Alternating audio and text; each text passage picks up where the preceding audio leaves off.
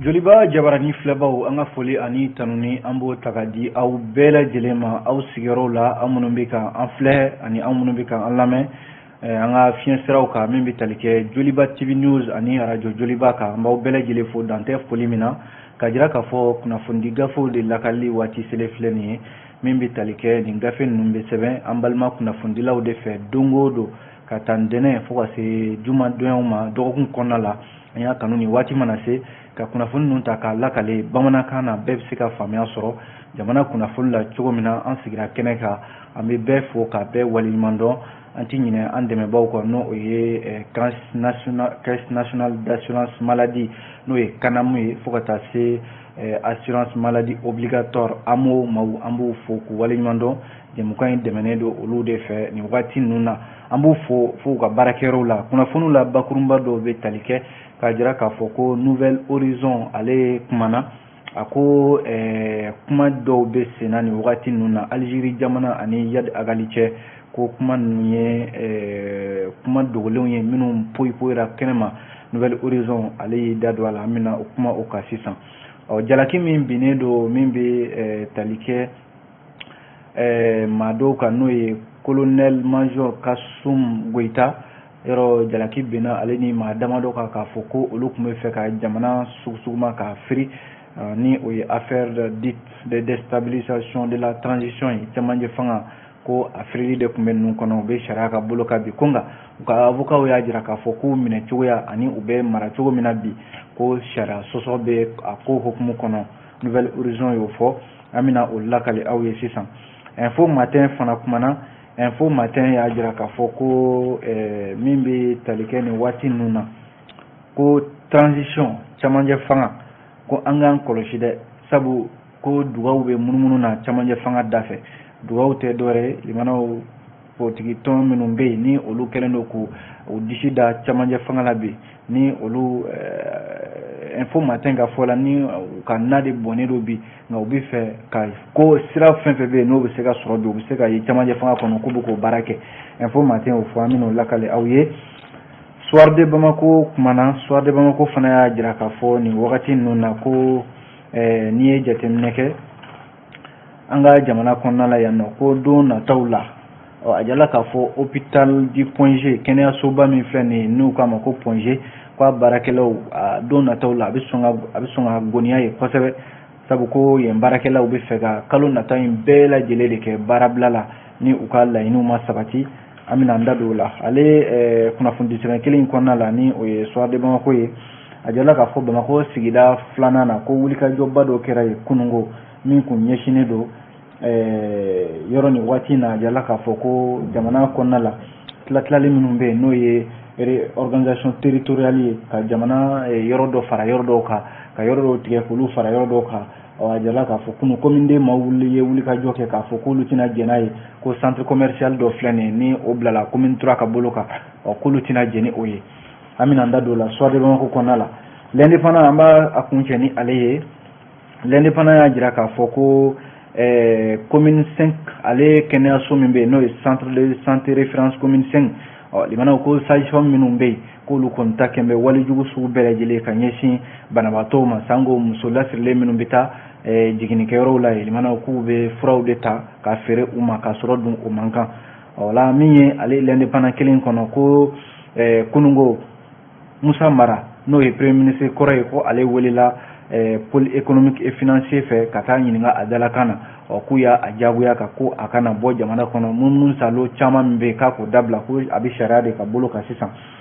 min ye Bakari Togola ye ni Musa Mara welela ko Bakari Togola n'a nɔfɛ jama tɔw kɔni k'olu bilala kunungo sariya ko a ye taa foyi tɛ aw nɔfɛ l'Indépendant de nin fɔ dɛ limanaw an bɛna bɛɛ lakale aw ye sisan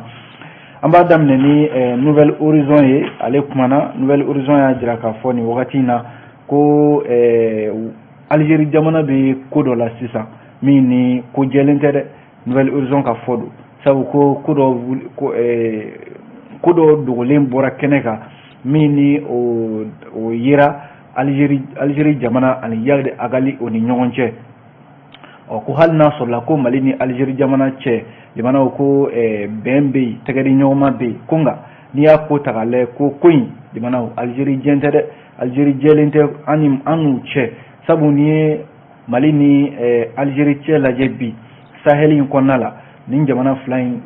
de ka taabolo ye kelen ye kɛrɛnkɛrɛnnenya la Bamaci wale kɛlɛli la ko nka fɛn dɔ nana ye kɔsa in na ni o ye Algérie ni Bamaci jɛkulu min bɛ n'o ko a ma ko groupe de soutien à l'islam et aux musulmans o ɲɛmaaba ni o ye Yad Agali ye Yad Agali maliden don nka Yad Agali kelen don ka maramafɛnw ta a yɛrɛ ka jamana kama bi ka taa min bɛ tali kɛ i kalifa don an kɛrɛfɛ jamana wɛrɛ la n'o ye Algérie jamana ye Nouvelle Horizon ka fɔ la Nouvelle Horizon kelen ka kuma la hali sisan a y'a jira k'a fɔ ko kuma ninnu bɛɛ daminɛna waati min na kabi san 2018 waatiw la kunnafoni sira dɔ bɛ yen n'u k'a ma ko le monde.fr le monde.fr ale de ye kunnafoni in bɔ ka bin k'a jira k'a fɔ ko Algérie jamana ko siga t'a la fiyewu ko ni Yad Agali bolo bɛ ɲɔgɔn bolo wa ko Algérie yɛrɛ de bɛ ka Yad Agali kɔlɔsi bi a ka taa ni ka seginw la kɛrɛnkɛrɛnnenya la jamana Mali kɔrɔyanfanw na ko ni ye yɔrɔ min bɛ yen n'u k'a ma ko Tezawaten kɔsa in na ko Yad Agali a yera yen nɔ wa n'a ka denbaya yɛrɛ mɛnna yen kosɛbɛ ka sababu kɛ hali n'a sɔrɔla ko min ye an ka finitigiw ye walima Faransi ka kɛlɛcɛw n'o ye Barkani ye olu bɛ ka a ɲini Nouvelle Horizon ka kumaw la a y'a jira k'a fɔ kuma min filɛ nin n'a bɔra kɛnɛ kan ni kunnafoni sira dɔw ye a kuma fɔ ni Algérie jamana yɛrɛ ye o kuma nkalontigiya sabu n'i ye jateminɛ kɛ kuma min bɛ yɛrɛ ni maa bɛ se k'a fɔ ko kala bɛ se ka turu o kan k'a fɔ de ko Algérie ale ni Yad Agali bolo bɛ ɲɔgɔn bolo ko kɔsa in na min ye Faransi ka kɛlɛcɛ ninnu n'o ye Barkani maaw ye olu bɛ to ka munumunu zalo min kɛ n'o ye patrouille ye Mali ni Burkina ni Niger dancɛw la ko san 2014 Faransi ka force spéciale ninnu k'a na kɛ k'u ye Yad Agali u y'a ye yɔrɔ dɔ la waati u kun labɛnnen yɛrɛ don k'u bɛ a minɛ nka Algérie de filɛ nin ka lettre dɔ ci dogodogo la Faransi jamana ma k'a f'u ɲɛna ayiwa Yad Agali min ye nin ye n'a y'a ye n'a bɛ fɛ ka dankari k'a la a kana s'a ma a bolo kana s'a ma ko Yad Agali ka koɲɛ a y'a to aw yɛrɛ anw Algérikaw yɛrɛ bolo anw yɛrɛ b'a a ko bɛ ɲɛ cogo min na anw yɛrɛ b'a kɛ ten limanaw anw b'o la waati min na Mali kɔni sigin bɛ Mali tɛ foyi kalama nin ko la le monde.fr ale y'a jira k'a fɔ ko kura ko Algérikaw ka service de renseignement o ɲɛma dankan dɛ a na kɛ yɛrɛ ko kumaɲɔgɔnya tɛmɛna o ni Yad Agali cɛ ko k'a jira k'a y'a sɛbɛntiya ye k'a fɔ ani ka tila ka jigisigi kumaw fɔ a ye k'a fɔ ko Mali kɔrɔyanfan min ye nin ye hali yɔrɔ minnu bɛ yen ni Azawadi kuma bɛ ka fɔ yen nɔ ko o yɔrɔ bɛɛ lajɛlen na bila Yad Agali ka bolo kan wa yɔrɔ na kɔlɔsi fana o kunnafoni kelen fɔra kunnafoni sira dɔw n'u kama ko barlaman.com Sahel Intelligence woruba-ci.net ani min bɛ tali kɛ 360.ma ninnu bɛɛ lajɛlen ye kunnafoni siraw ye minnu y'a sɛbɛntiya k'a fɔ Yad Agali ani Algérikaw ka service de renseignement ɲɛma dankan k'u ye baro dɔ kɛ baro min yɛrɛ n'o taara fo heure 4 ɲɔgɔnna bonyanko la ko cɛ fila in jamana u ye bɛnkan kumaw k'u ni ɲɔgɔn cɛ wa Algérie yɛrɛ ye jigisigi kuma caman fɔ Yad Agali ye k'a fɔ ko a b'a kɔlɔsi wa a n'a ka jɛkulu n'o ye G6 a n'a ka denbaya minnu bɛ n'u bɛ Mali ni Algérie cɛ dancɛw la k'u n'u kɔlɔsi wa yɔrɔ in jamanaw k'u na a bila Yad Agali yɛrɛ ka bolo kan jamanaw o de ye kunnafoni yɛrɛ ye maa bɛ se ka kala turu min kan ne ka kuma tɛ dɛ jamanaw an ye nin bɔ Nouvelle Horizon ale de kɔnɔna la yan'an ka bɔ Nouvelle Horizon kɔnɔ jamanaw an y'a kulo lasɔmi k'a fɔ jalaki binna maa damadɔ k'an ka jamana kɔnɔ a bɛ finitigiw b'a la finitigiw b'a la maa minnu bɛ yen n'olu tɛ finitigiw olu fana b'a la ko kun bɛ fɛ de ka cɛmancɛ fanga k'ale fanga firi a n'u kan n'o ye déstabilisation de la transition ye o la sa maa kofɔlen minnu ye nin ye ni jalaki binna u kan a maaw la min donnen don a la kosɛbɛ o ye colonel major Kasum Goyita ye a n'a nɔfɛ jamaw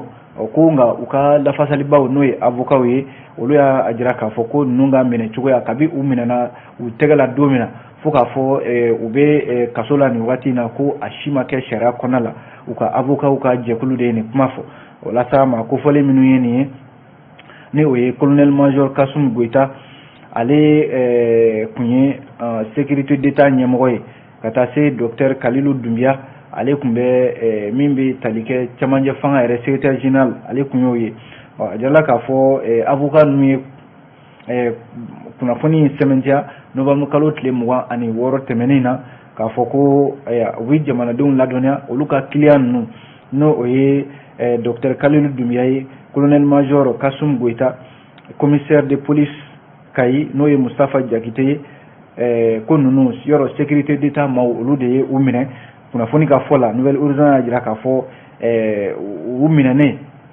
ko u jagoyara yɛrɛ ka sɛbɛn dɔ bolonɔ bila waati min na u y'u minɛ ka taa n'u ye kan 1 na a jala k'a fɔ avocat ninnu ka kuma la olu ka client kɔni ko a na kɛ bi u bɛ bolo min kan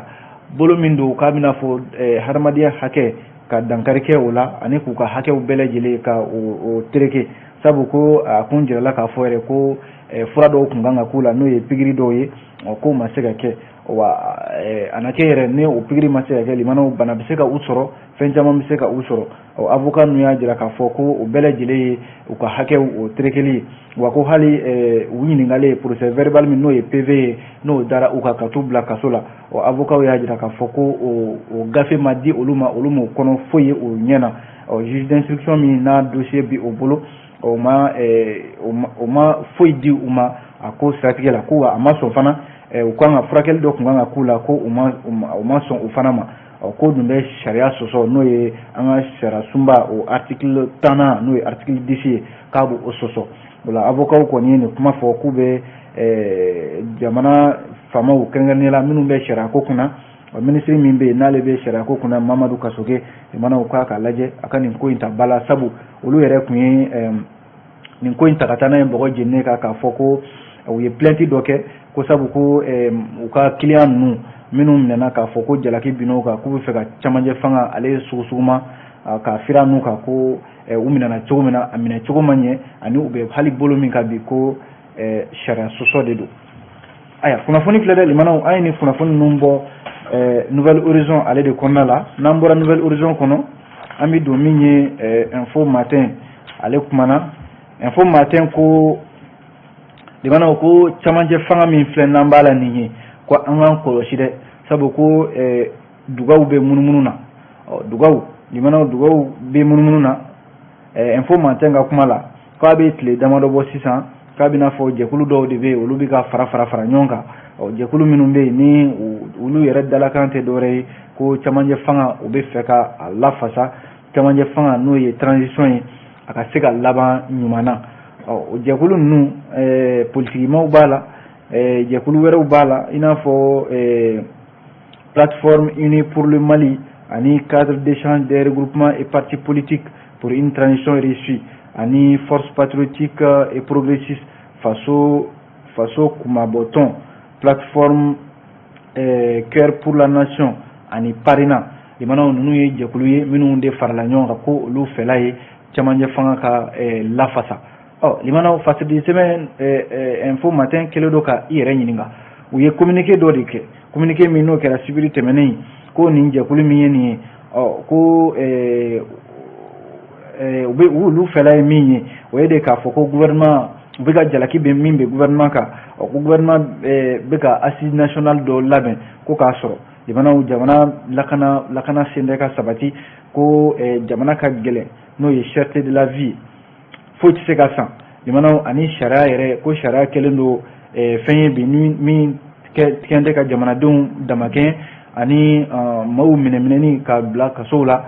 k'a sɔrɔ dun limanaw k'o tɛ jamana basigili sira ye nin ye ninnu ka kuma ye u ye nin jalaki bɛ camancɛ fanga kan limanaw an b'o gɛlɛya kɔnɔ waati min na ko ninnu de y'a ɲini ka fara ɲɔgɔn kan k'u bɛ fɛ ka camancɛ fanga a dɛmɛ maa minnu bɛ yen bi n'aw ko k'a bɛ camancɛ fanga dɛmɛ aw bɛ sɔn ka gɛlɛya don camancɛ fanga taabolo la cogo di aw bɛ sɔn ka fara ɲɔgɔn kan k'aw disi da camancɛ fanga kan cogo di ko nin kɔni ye ko ye ko maa minnu bɛ yen bi ni a bɛɛ lajɛlen tun ye fanga kɔrɔ limanaw o nɔfɛ jamaw ye fɛn wɛrɛ tɛ o limanaw n'i ye n ka nabɔ fana tɛna i ka na sigilen to yen fana b'i ka nabɔ ko in bɛ o danga de la info matin ka fɔ la sabu ko minnu ye Ibrahim Bokar Keita nɔfɛ jama kɔrɔlenw ye a na kɛ jalaki min binnen don ka info matin ka kuma la o ye de k'a fɔ Ibrahim Bokar Keita ka waati la o maa kelenw de tun Ibrahim Bokar Keita nɔfɛ k'u y'u sigi k'u da de ka Ibrahim Bokar Keita ka fanga dafiritɔ lajɛ o kɔ ka fanga dafirilen ka a dɔw yɛrɛ bɛ hali Ibrahim Bokar Keita ka fanga wulikajɔ b'a nɔfɛ waati min na Badalabugu imam a n'a nɔfɛ jamaw olu fɛ ni maa kelenw ma se ka hali waleya kɛ k'a fɔ Ibrahim Bokar Keita nɔfɛ jamaw filɛ olu kɔni bɛ ka a lafasa bi n'a fɔra ko IBK ka fanga yɛrɛ bintɔ waati dɔw yɛrɛ y'u yɛrɛ ɲini ka bɔ hali IBK nɔfɛ ka taa don tɔn wɛrɛw la o maa kelenw de wulilen filɛ bi limanaw k'u bɛ cɛmancɛ fanga k'u b'u disi da la ko jamana taabolo man ɲi lakanabaliya bɛ yen gɛlɛya bɛ yen fɛn caman k'olu fɔ limanaw o de y'a to bi ɲininkali min bɛ yen ni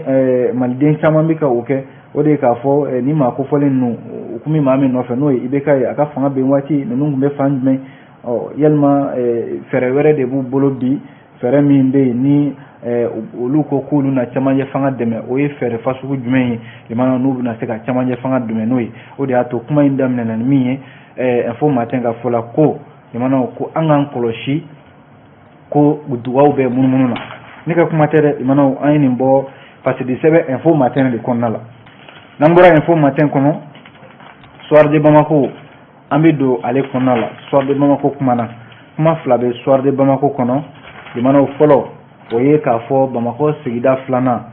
a bɛ fɔ min ma ko découpage territorial limanaw o tɛ dɔwɛrɛ ye o an ka sigida ninnu ka u tigɛ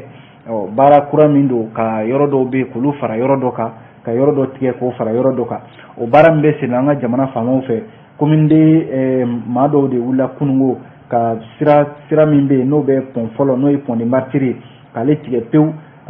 siraba yɛrɛ sanfɛ ka tani ka segin ka o gɛlɛya kosɛbɛ ka sababu kɛ ko u ma jɛn ni waleya dɔ ye minisiri min bɛ yen n'ale b'an ka administration territoriale kunna ko baara dɔ bɛ yen n'a bɛ senna k'u ma jɛn ni a ye walasa maa kofɔlen ninnu ɲɛmaa dɔ bɛ yen ni o ye Abdoulaye Diop ye ale y'a jira k'a fɔ a ye ɲɛfɔli min kɛ o ye de ko organisation territoriale min bɛ senna nin n'a fɔra ko commune D la ko centre commercial dɔ bɛ yen nɔ ko a taara de ka bila commune 3 u ka bolo kan olu don minnu ye nin ye waati la olu bɔra min kalama o ye k'a fɔ Musa Tarawele ka waati Musa Tarawele tun ye yɔrɔ kofɔlen n'o ye centre commercial ye k'a tun bɛ commune 3 de ka bolo kan ale y'a bila commune D ka bolo kan bi olu nana ye fanga min bɛ yen bi fanga bolo min bɛ yen n'o ɲɛsinnen don an ka jamana yɛrɛ mara cɛman bɔli ma ko bɛ fɛ ka yɔrɔ kofɔlen n'o ye a bɛna fɔ sugu dɔ de don centre commercial dɔ k'a ta ka bila min ye commune 3 o ka bolo kan olu dun limanaw k'olu tɛna jɛn ni o ye wa ko n'i y'a kɛtɔ ye limanaw o y'a sɔrɔ olu sigilen don n'o tɛ olu bɛɛ lajɛlen kɛlen don ka wulikajɔ kɛ bi walasa min ye Mamadu Ɲare tɔgɔ dɔ fana ye ale y'a jira k'a fɔ ko colonel Abdoulaye Mayiga yɔrɔ ale de ye minisiri ye k'a ye hakilila dɔw ta a kelen a ma maa ɲininka a ma taa se ɲarilakaw ma ka olu ɲininka a ma foyi sara maa la ka wuli kɛ ka nin ko ta wa k'u b'a ɲini CNT ɲɛmaa fɛ n'o ye colonel Maliki Diaw ye ko nin sɛbɛn min ye nin ye n'a bɛ fɛ ka taa bila CNT ka bolo kan ka jɛni a ye ko u b'a ɲini colonel Maliki Diaw fɛ ale kana jɛn n'a ye n'o tɛ olu kɔni ka wulikajɔ ɲɛsinnen don nin waleya in de ma bi ka centre commercial in k'a ta ka bɔ commune D kɔnɔ ka taa bila commune 3 la limanaw ko olu fɛla tɛ wa don dɔw yɛrɛ la n'a baara nana kɛ k'u labɛnnen don ka wulikajɔw kɛ walasa ka a ko bali n'an y'o bila an bɛ to ale fasɛdi sɛbɛn kelen kɔnɔ n'o ye soir de Bamako ye limanaw ko don nataw la a bɛ sɔn ka kalaya kosɛbɛ an ka kɛnɛyaso min bɛ yen n'u kama ko CHU Point G ale ye kɛnɛyaso belebeleba ye Bamako yan nɔ ko a baarakɛlaw bɛ ka baarabila de labɛn ka tugu ɲɔgɔn na baarabila in yɛrɛ a na kɛ a bɛ fɛ ka daminɛ kalo kura min jɔtɔ filɛ nin ye o tile fɔlɔ sini araba yɛrɛ décembre kalo tile fɔlɔ décembre kalo tile fɔlɔ alamisa a tile 2 ani juma nata a tile 3 ko tile 3 baarabila o daminɛtɔ do u fɛ kunnafoni sɛbɛn in n'o ye soir de Bamako ye ale ka fɔlɔ ale yɛrɛ ye kunnafoni sɔrɔ cogo min na wa a y'a jira k'a fana ko u ye communiqué dɔ kɛ communiqué min ni ale yɛrɛ y'o sɛbɛn sɔrɔ a tɛgɛ la soir de Bamako y'a jira k'a fɔ ko u ye tile 3 fɔlɔ min ye nin ye n'u y'o kuma fɔ n'o bɛ daminɛ sini ni u ka laɲiniw ma sabati u bɛ tila k'a daminɛ tuguni décembre kalo tile 6 tile 7 a n'a tile 8 n'o fana ma mago ɲɛ u b'a daminɛ a tile 14 tile 15 tile 16 a n'a tile 17 no u ka laɲiniw ma sabati u bɛ tila k'a da don ko kura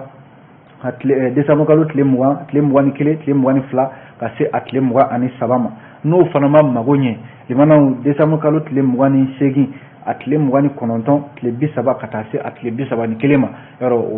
o bɛ kalo kelen de kofɔ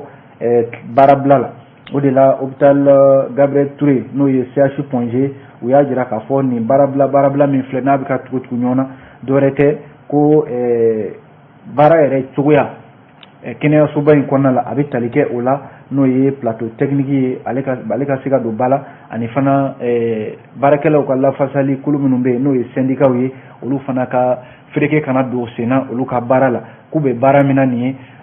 baarakɛlaw ka lafasali de don ko nka a ye mɛn k'a fɔ maa dɔw de bɛ yen min bɛ taa don syndicat ni ɲɔgɔn cɛ k'u bali u ka baara la limanaw min bɛ sen na sisan a jala k'a fɔ kɔsa in na u ka baarakɛla dɔ bɛ yen n'o ye Fuseni Kulubali ye secrétaire général de l'hôpital du Ponge waati dɔ la a kun fɔra ko ale bɔra Ponge k'a bila ka taa yɔrɔ wɛrɛ syndicat ye wulikajɔ caman kɛ i n'a fɔ syndicat national de la santé, l'action sociale et de la promotion de la famille fo ka taa se fana syndicat autonome des cadres médicaux SYNACAM, syndicat national des travailleurs des hôpitaux et des structures sanitaires SYNATRAS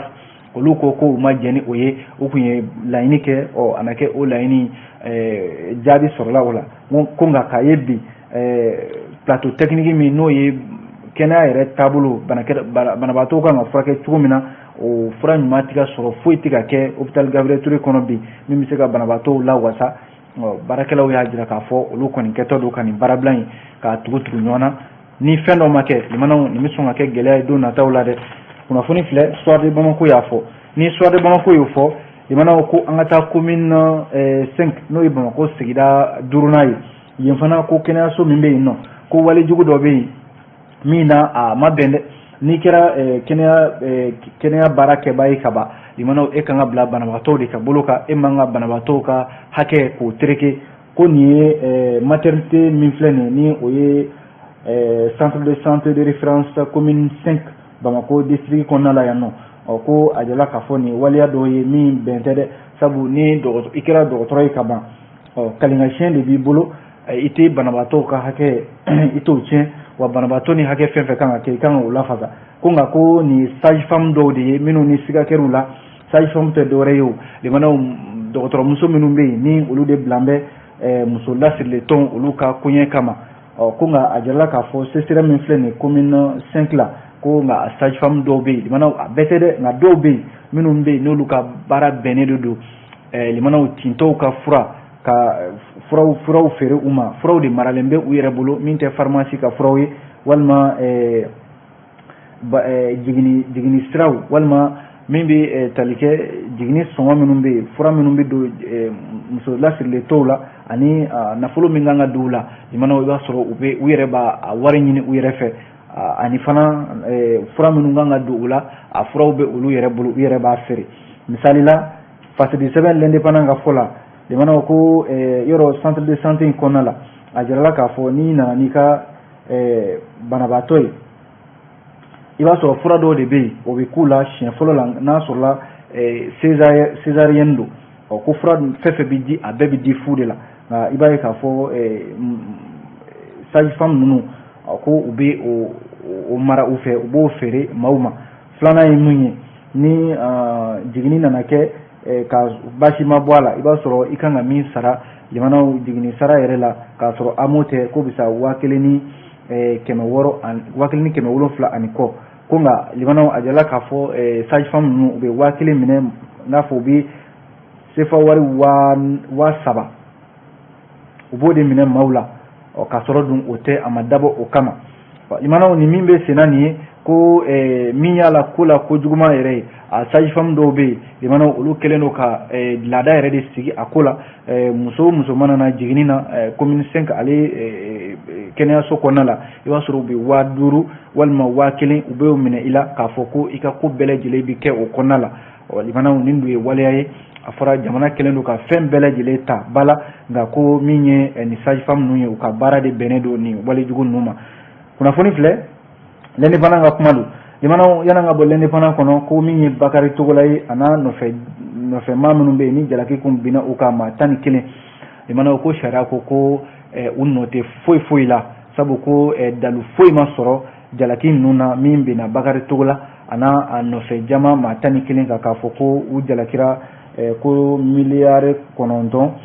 ani miliyɔn 400 ani kɔ ko o ŋanamu na Bakari Togo la n'a nɔfɛ jamaw fɛ kɛrɛnkɛrɛnnenya la kɔɔri sɛnɛlaw ka tɔnba min bɛ yen Confédération des sociétés coopératives des producteurs de coton du Mali n'u k'a ma ko CSCPM nin mana yɔrɔ Bakari Togo la yɛrɛ tun ye o ɲɛmaa ye don tɛmɛnenw la taa ni ka segin Bakari Togo la kabi san 2013 waati fo n'a bila san 2019 na nin mana ko Bakari Togo la a bɛ minɛ a bɛ bila a yɛrɛ nafolo caman a ye o sara a ka avocat y'a ɲini nin mana ko Bakari Togo la sabu dalu fɛn fɛn fɔra n'a fɔra ko o jalaki binna u kan ko nafolo tunna o gafe fɛn fɛn nana k'a yira k'a fɔ ko foyi tɛ a gafe ninnu kɔnɔ ko nafolo tunu bɛ o sira ninnu kan o de la avocat y'a ɲini ko hali Confédération des sociétés coopératives de production de coton min bɛ an ka farafinna tilebiyanfan jatejɛkulu dɔ bɛ yen n'u k'a ma ko OHADA hali n'a sɔrɔla ko confédération bɛ o kɔnɔna la ko nka o t'a yamaruya Bakari Togo la ninnu u ka minɛ nin cogoya la o de la min ye Bakari Togo la ka avocat ye u ye nin laɲini kɛ min ye ministère public ye minnu bɛ yen n'olu kun kɛlen don k'a ɲini ko Bakari Togo la hali n'a sɔrɔla ko dalu ma sɔrɔ ko nka Bakari Togo la ni maa 3 kɔni olu kan ɲangi ko nka kiri tigilamaw limanaw kiri nana guwan yɔrɔ dɔgɔkun kelen de kɛra nin na tan ni ka segi la ɲɔgɔn sɔsɔbaw la kuma laban nana di Bakari Togo la a n'a nɔfɛ jama ma ko yalima u ka hakilila yɛrɛ mun ye ko k'olu kuma wɛrɛ t'olu fɛ dɛ olu bɛ sariya kɔ ni sariya y'a bila yɔrɔ min na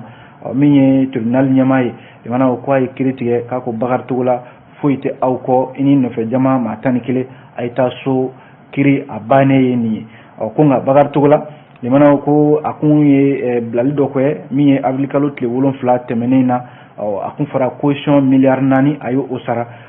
ko a ka avocat ka fɔla o miliyari 4 limanaw ko o na segin a ma sabu bin kɛra a kan kunnafoni filɛ limanaw an b'a kuncɛ nin kan yan